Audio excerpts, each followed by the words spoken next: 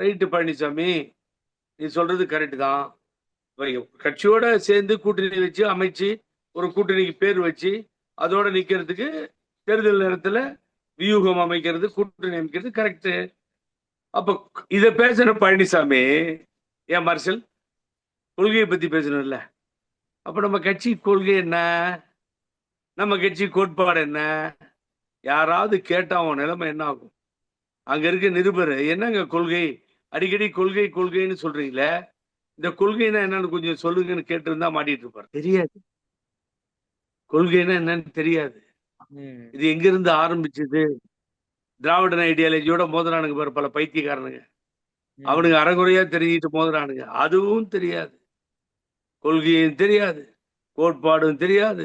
பேரறிஞர் பெருந்தகை அண்ணா தந்தை பெரியார் இடத்திலிருந்து வெளியில வந்த சரித்திரமும் புரியாது.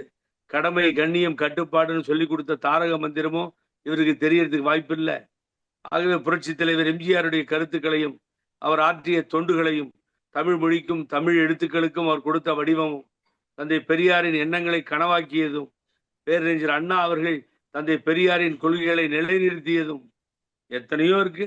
இதெல்லாம் என்ன கொள்கை? நம்ம எதை நோக்கி போறோம்?